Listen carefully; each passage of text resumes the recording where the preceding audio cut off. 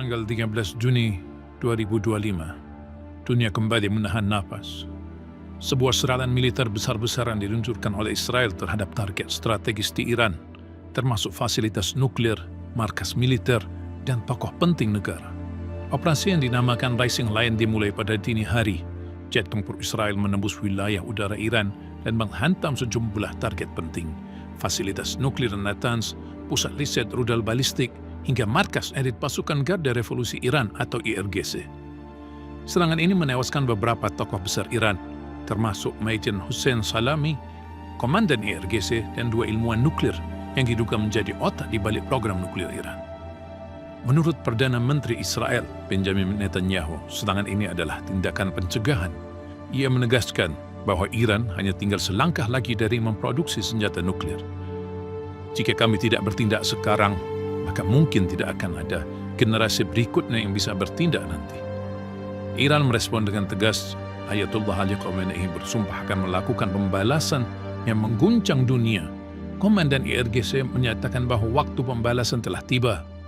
Amerika Serikat, meskipun membantah terlibat langsung, memperingatkan Iran agar tidak menyerang pangkalan militer AS di kawasan. Ketegangan di seluruh Timur Tengah meningkat tajam. Pasar global pun terguncang. Harga minyak melonjak drastis, sementara investor global khawatir. Dunia bertanya, apakah ini awal dari Perang Dunia Ketiga? Dengan keterlibatan Iran, Israel, kemungkinan balasan dari milisi pro-Iran di Lebanon, Suriah, Yaman, dan Irak, konflik ini bisa berubah menjadi perang regional besar. Jika negara-negara besar seperti AS, Rusia, atau China ikut terseret, dunia bisa melihat babak baru sejarah. Konflik global berskala penuh. Pertanyaannya adalah, apakah dunia akan mampu menahan diri? Ataukah ini hanya permulaan dari konflik global yang tidak bisa dielakkan? Serangan Israel ke Iran hari ini bukan sekadar aksi militer. Ini adalah pesan politik, diplomatik yang bisa mengguncang keseimbangan dunia. Namun, alasan yang dikemukakan oleh Netanyahu bahwa serangan ini adalah tindakan pencegahan karena Iran hampir memiliki senjata nuklir, bagi banyak pengamat dinilai sebagai sebuah bentuk hipokrisi yang mencolok. Israel sendiri selama bertahun-tahun merahasiakan kepemilikan ratusan hulu ledak nuklir. Menurut banyak lembaga internasional, Israel diyakini memiliki lebih dari 90 hingga 200 senjata nuklir aktif. Meski tak pernah secara resmi mengakui atau menandatangani perjanjian non-proliferasi nuklir atau yang disebut NPT. Jadi ketika Israel menyerang negara lain dengan dalih pencegahan nuklir, banyak yang mempertanyakan siapa sebenarnya ancaman di kawasan itu. Fakta yang tidak bisa diabaikan adalah kekuatan militer Israel saat ini sangat bergantung pada dukungan penuh Amerika Serikat. Tanpa bantuan intelijen, logistik, senjata canggih, dan perlindungan diplomatik dari Washington, Israel bisa jadi sebuah entitas kecil yang terisolasi di tengah kawasan yang mayoritas memusuhinya.